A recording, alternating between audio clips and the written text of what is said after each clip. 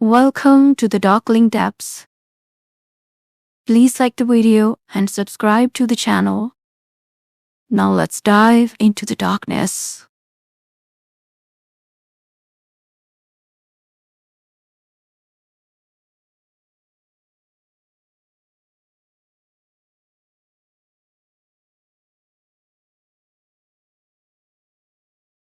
Welcome to the Darkling Depths. हाँ, Paul के जाने के बाद वहां की एक और एंटिटी थी। सेशन के दौरान मैंने सेंस किया पॉल की स्पिरिट और इस नेकलेस की एनर्जी सेम है। ये एक पॉजिटिव एनर्जी है, लेकिन वो दूसरी presence, that's pure evil.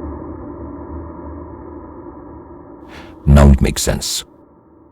Paul इसे अटैक नहीं कर रहा, वो दूसरी एंटिटी कर रही है। पर क्यों? शायद वो पॉल की बॉडी को पोजेस करना चाहती हो। यू सी, इस स्टेट में पॉल की बॉडी को पोजेस करना बहुत इजी है। एक और बात पता चली मुझे, पॉल का कैथरीन से जो कनेक्शन है उससे उसे स्ट्रेंथ मिलती है, तभी वो स्पिरिट उसकी बॉडी को पोजेस नहीं कर पा रही। इसलिए वो कैथरीन को हॉन्ट करती है ताकि वो पॉल से दूर रहे। कैथरीन को इस बात की तसल्ली थी कि उसे परेशान करने वाली स्पिरिट पॉल नहीं है। वेल, अगर ऐसा है तो हमें पॉल की मदद करनी चाहिए। हम उस शैतान को पॉल को पोजेस नहीं करने दे सकते। मुझे एक बात का शक हो रहा है, शायद से इस इविल एंटिटी की वजह से ही पॉल की ये कंडीशन है। शायद अगर हम इस शैतान को खत्म कर दें तो पॉल भी ठीक हो जाएगा। Yes please help him. मेरे से जो बन पड़ा मैं करूंगी, पर हमें उस एंटिटी के बारे में जानना पड़ेगा। तभी टानिया घर पहुंचती है। वो जेफरी और ओस्मा को इतनी देर रात अपने घर पे देख के हैरान होती है। वो लोग उसे सब कुछ बता देते हैं। वो भी हर तरह से कैथरीन की मदद करने के लिए तैयार है, पर कैथरीन उसे कहती है कि वो इन सब चीजों से दूर रहे। इनफैक्ट कुछ दिनों के लिए कहीं और रहने चली जाए। टानिया साफ मना कर देती है और कह देती है कि वो उसे अकेला नहीं छोड़ेगी। ओस्मा एक रिचुअल परफॉर्म करती है और प्रेयर करती है, ये इंश्योर करने के लिए कि वो एंटिटी वापस से आके लड़कियों पे अटैक न करे। अगले दिन हॉस्पिटल में कैथरीन पॉल को देख के बहुत खुश होती है। अब वो समझ गई थी, जो सपने में उसे खुशी देता था वो पॉल था, उसे डराने वाला नहीं। उसका हाथ पकड़ती है और उससे प्रॉमिस करती है कि अगर उस इविल एंटिटी को खत्म करके वो ठीक हो जाएगा तो वो पूरी कोशिश करेगी और इस लड़ाई को जीतेगी। उस दिन जब पॉल की मॉम हॉस्पिटल में आती है तो वो कैथरीन के गले में उस नेकलेस को देख के हैरान होती है और वो कैथरीन को बताती है बिल्कुल ऐसा ही नेकलेस उन्होंने पॉल के कमरे में देखा था। पॉल की मॉम के वहां जाने के बाद ओस्मा वहां आती है।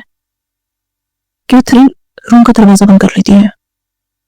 ओस्मा पॉल के बेड के पास जाके बैठ जाती है, उसके माथे पे हाथ रखती है और आंखें बंद करती है।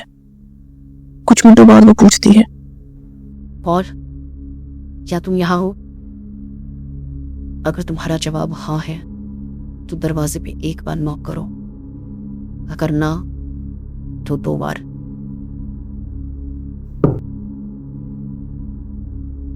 क्या वो इविल स्पिरिट भी यहां है? क्या वो यहां रात में आती है?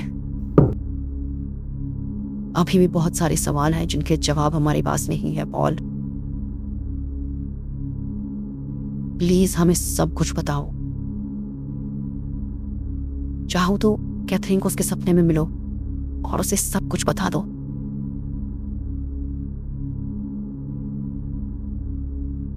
तुम्हें उसे दिन में मिलना होगा, बिकॉज वो इविल स्पिरिट दिन में यहाँ नहीं होती। ज्यादातर इविल स्पिरिट्स रात में ही एक्टिव होती है और वो सबसे ज्यादा ताकतवर भी उसी टाइम होती है। शायद यही एक रीजन है कि पॉल तुमसे सपने में मिलता है, ताकि उस इविल स्पिरिट को पता ना चल सके। पर वो जानती है, उसने मुझे सपने में भी अटैक किया है। क्योंकि सपने में उसके साथ वो भी पहुंच गई थी। अब वो जानती है कि वो तुम्हें सपने में मिलता है। हमें जल्द से जल्द पॉल से कांटेक्ट करना होगा। Let me know when you ready. इससे 2 दिन बाद ऑस्मा और जेफरी कैथरीन के घर पे हैं। दिन का समय है, टानिया घर पे नहीं है। कैथरीन स्लीपिंग पिल्स ले चुकी है। वो जानती है उसे दिन में नींद नहीं आएगी। वो लिविंग रूम में पड़े काउच के ऊपर लेट जाती है। सामने वाले काउच पे ऑस्मा और जेफरी बैठे हुए हैं। कैथरीन थोड़ी देर बाद आंखें खोलती है। It's not working. मुझे नींद नहीं आ रही। सपना तो क्या ही आएगा। ऑस्मा से समझाती है और कहती है कि दोबारा सोने की कोशिश करे। कुछ मिनटों बाद कैथरीन एकदम से फिर से उठती है और कहती है कि उसे नींद नहीं आ रही। पर अगले ही सेकंड वो एकदम चुप हो जाती है। उसके सामने वाले काउच पे पॉल बैठा हुआ है। वो एकदम से उसकी तरफ भागती है और उसे हक करती है। वो स्माइल करता है। वो कहता है, मेरे पास ज्यादा टाइम नहीं है। वो स्पिरिट बहुत ताकतवर हो चुकी है। शायद वो मुझे दिन में भी फॉलो कर सकती है। पिछली बार मैं सपने में तुम्हें इसलिए मिल पाया क्योंकि पास्टर की प्रेयर्स की वजह से वो काफी वीक हो गई थी। मुझे भी काफी स्ट्रेंथ मिली और मेरी स्पिरिट का मेरी बॉडी के साथ कनेक्शन करने लग गया। इसलिए वो बहुत गुस्से में है और तुम्हें अटैक कर रही है। वो कैथरीन का हाथ अपने हाथ में पकड़ता है और कहता है, वो मुझे पोजेस नहीं करना चाहती। वो मेरी आत्मा को अपनी दुनिया में ले जाना चाहती है। वो मुझे मार देना चाहती है।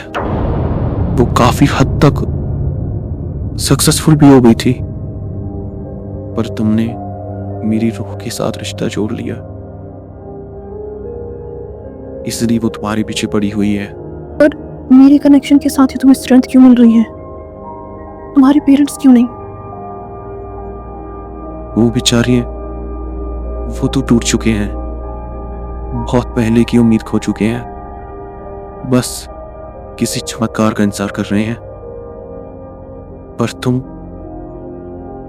तुम जब मुझे मिली, तुम पॉजिटिविटी और होप से भरी हुई थी। तुम रोज मुझे उम्मीद देती थी कि सब ठीक हो जाएगा, मैं जल्दी ठीक हो जाऊंगा। पॉल अचानक से चुप हो जाता है और पीछे देखता है। पर ये किसकी स्पिरिट है और ये तुम्हारे पीछे क्यों पड़ी हुई है? वो एकदम से खड़ा हो जाता है, कुछ कदम पीछे जाता है और कहता है, मेरे घर में जाओ, सर्च इन माय रूम। और अचानक से गायब हो जाता है। उधर कैथरीन भी अपने घर में उठ जाती है और ऑस्मा और जेफरी को सब कुछ बता देती है।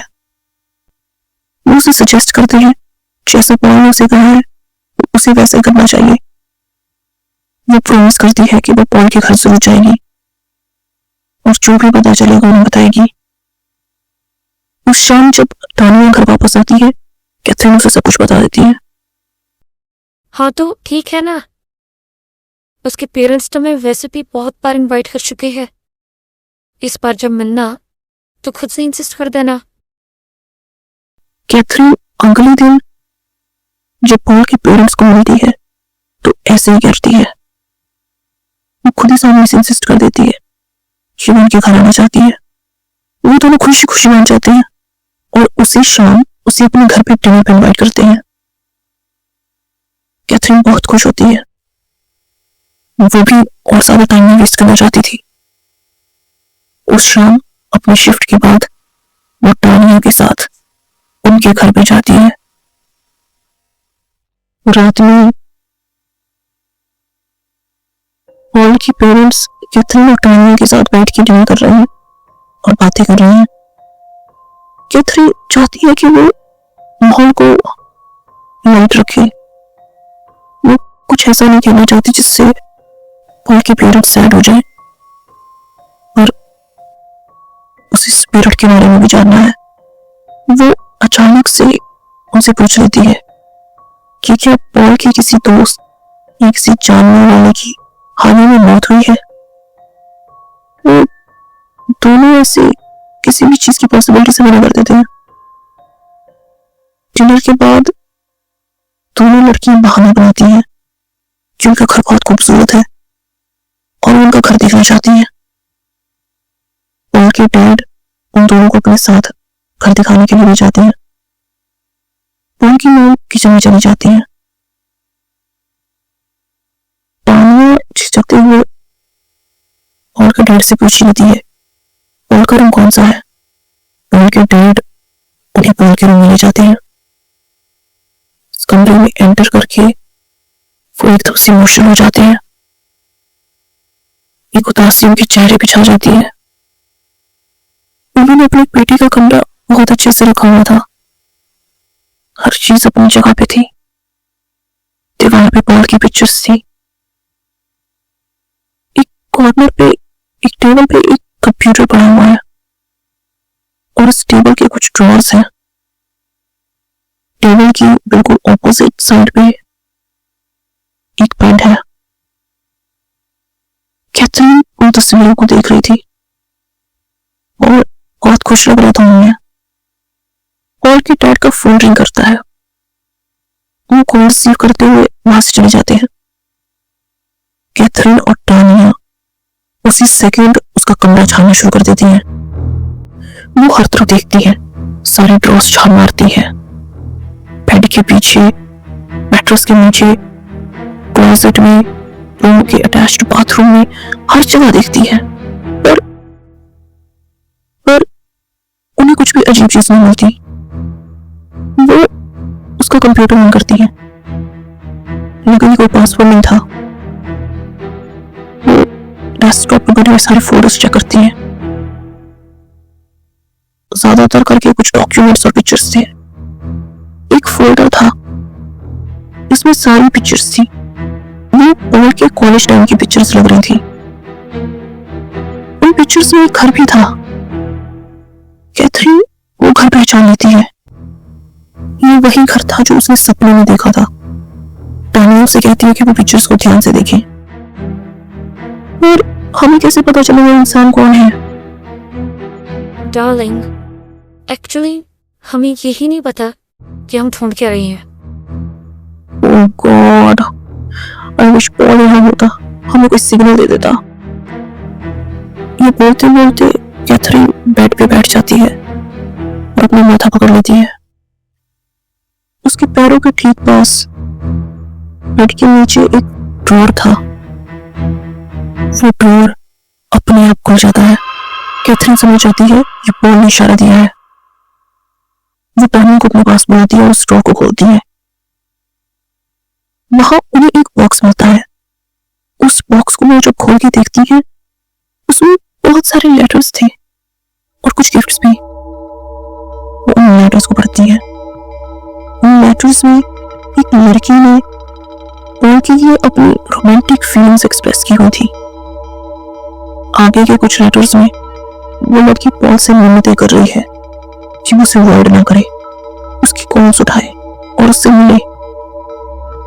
आखिरी के एक दो लेटर्स में तो वो उसे धमका रही थी कि अगर पॉल ने उसे इग्नोर किया तो अच्छा नहीं होगा। वो दोनों सोचती है कि ये शायद से पॉल की एक्स गर्लफ्रेंड हो गई, वो उसे वापस पाना चाहती है, पर उन्हें कोई पिक्चर या कोई नाम नहीं मिलता। अब उन्हें कौन बताएगा इस लड़की के बारे में? His parents, I guess.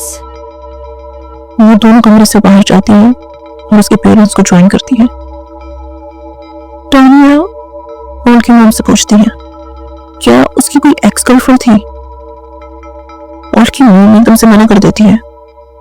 अगर पॉल किसी लड़की से इन्वॉल्व होता तो उन्हें जरूर बताता। फिर वो बहाने से पूछती है कि पॉल का सबसे करीबी दोस्त कौन था। उसकी मॉम कहती है जेम्स। वो कैथरीन को कहती है कि वो उससे मिली है एक दो बार हॉस्पिटल में। वो बहुत कम विजिट करता है हॉस्पिटल में। एक्चुअली वो दूसरे शहर में रहता था और अब वो रिसेंटली लंदन शिफ्ट हो गया है, तो होपफुली वो बहुत जल्द दोबारा हॉस्पिटल आएगा। थोड़ी देर बाद दोनों लड़कियां पॉल के घर के बाहर आ जाती हैं। बाहर डेव अपनी कार में उनका इंतजार कर रहा था। टानिया कैथरीन से कहती है कि उसी ने डेव को कॉल करके बुलाया है और वो सब जानता है। वो दोनों कार में बैठती है। डेव ड्राइव करता है। कैथरीन डेव से बात करती है और उसे कहती है कि उसे इन सब चीजों से दूर रहना चाहिए, ये सब बहुत डेंजरस है। मैं तुम्हें और तानिया को अकेले नहीं छोड़ सकता। ये क्यों नहीं कहते कि टानिया को अकेले नहीं छोड़ सकते? वो डेव को छेड़ती है। दोनों लड़कियां हंसती हैं। डेव एकदम से शर्मा जाता है। बट हम इस जेम्स को कैसे कांटेक्ट करेंगे? मैं नहीं जानती आपको दोबारा कब हॉस्पिटल में विजिट करेगा। कैथरीन अकेले बड़बड़ाते जा रही है। हमारे पास तो उसकी कोई कांटेक्ट डिटेल भी नहीं है। डैम इट, हम उसके पेरेंट्स से पूछ लेना चाहिए था ना, उसका फोन नंबर लेना चाहिए था। ऐसा करती हूँ, नेक्स्ट टाइम जब मैं उसके पेरेंट्स से मिलूंगी तो मैं जेम्स का फोन नंबर ले लूंगी। हाँ, तुम्हें ऐसा करने की जरूरत ही ना पड़ी शायद। मैं कुछ बहाना बना के उनसे फोन नंबर ले लूंगी। जरूरत पड़ी तो सच बता दूंगी। एक्चुअली तुम्हें ऐसा कुछ करने की जरूरत ही नहीं पड़ेगी। ये कहते हुए टानिया अपने पर्स से कुछ निकालती है। क्या मतलब? मैंने पॉल के ड्रॉर में ये फोन देखा था। जब तुम्हारा ध्यान नहीं था तो मैंने चुपके से पर्स में डाल दिया। यू मीन तुमने चोरी कर लिया? वाओ, घोस्ट हंटिंग तक तो ठीक था तानिया, बट चोरी? सीरियसली? Shut up. तुम्हारे पास बेटर आइडिया है? कैसे ढूंढेंगे हम इस जेम्स को? कैथरीन बिल्कुल भी नाराज नहीं दिखती। वो टानिया से पूछती है क्या ये फोन काम करता है? इसे ऑन करके देखो। मैंने कोशिश की थी पर ये ऑन नहीं हो रहा। शायद बैटरी लो है। घर जाके इसे चार्ज करेंगे। क्या पता ऑन हो जाए। घर पहुंचते ही वो उस फोन को चार्जिंग पे लगाते हैं। हे, ये फोन डैमेज कैसे नहीं हुआ? अगर एक्सीडेंट के टाइम ये पॉल के पास था तो? मे भी उसके पास दो फोन होंगे या शायद से इसे रिपेयर करवा लिया हो, या शायद ये कभी कोई एक्सीडेंट था ही नहीं। उस रात पॉल के साथ कुछ और ही हुआ था। तुम्हें पता है ये एक्सीडेंट कैसे हुआ था? उसके दोस्तों ने बताया कि उस रात वो एक दोस्त के घर पे पार्टी में था। पार्टी खत्म होने से थोड़ी देर पहले वो वहां से चला गया और अगले दिन पुलिस को वो जख्मी हालत में अपनी कार में मिला और उसकी कार आगे से काफी डैमेज हो चुकी थी। उस एक्सीडेंट का कोई विटनेस नहीं है? नहीं, ये शहर के बिल्कुल बाहर एकदम सुनसान रास्ते पर हुआ। It's really weird. उसका घर शहर में है, पार्टी का मेन्यू भी शहर में है, तो वो उस सुनसान रास्ते पे क्या करने गया था? It's on. फोन ऑन हो चुका था। टानिया झट से कॉन्टैक्ट्स में जेम्स नाम ढूंढती है और उसे मिल भी जाता है। वो कैथरीन को फोन देती है। वो उसी टाइम वो नंबर डायल करने वाली थी, पर ये सोच के रुक जाती है कि इतनी रात किसी को फोन करना ठीक नहीं होगा। वो सोचती है वो कल सुबह ही उसे फोन करेगी। थोड़ी देर बाद डेव वहां से चला जाता है तो वो लड़की सोने चली जाती है। अगले दिन वो जेम्स को फोन करती है और उसे हॉस्पिटल में मिलने के लिए बुलाती है। वो कहती है कि वो पॉल की नर्स है और उसे कुछ इंपॉर्टेंट बात करनी है। जेम्स इजीली मान जाता है। वो कहता है कि इस वक्त वो काम पर है तो वो शाम को से मिल सकता है। कैथरीन उसे अपने घर का एड्रेस देती है और शाम को वहीं मिलने के लिए कहती है। शाम को जब जेम्स कैथरीन के घर पे होता है तो उन लड़कियां उसे सब कुछ बता देती हैं। वो उसे बताती हैं कि उनके लिए उस स्पिरिट के बारे में जानना कितना जरूरी है। जेम्स थोड़ा स्केप्टिकल होता है, पर उसे कहीं ना कहीं उनकी बातों पे यकीन भी होता है। मैंने आपको मेरे दोस्त का ख्याल रखते हुए देखा है। उसके पेरेंट्स भी आपकी बहुत तारीफ करते हैं। आप एक सेंसिबल पर्सन है। मुझे नहीं लगता आप ऐसी फेक स्टोरीज बनाएंगी। और वैसे भी अगर मेरी मदद से मेरा दोस्त ठीक हो सकता है, मैं सब करने के लिए तैयार हूं। आपको जो भी जानना है मैं सब बताऊंगा। उस लड़की का नाम क्या है? लीसा। इस नाम का तो कोई कांटेक्ट नहीं मिला पॉल के फोन पे। क्या तुम्हारे पास उसका नंबर है? हम उसे कांटेक्ट करने की कोशिश करेंगे ना। अगर ये लड़की जिंदा हुई तो ये क्लियर हो जाएगा कि उसकी स्पिरिट नहीं है। नहीं, एक्चुअली पॉल के साथ उसके बिहेवियर की वजह से मैंने भी उसके साथ कट ऑफ कर लिया था। एंड वो उसकी एक्स गर्लफ्रेंड नहीं है। प्लीज सब बताओ उस लड़की के बारे में। पॉल के साथ क्या रिलेशन था उसका?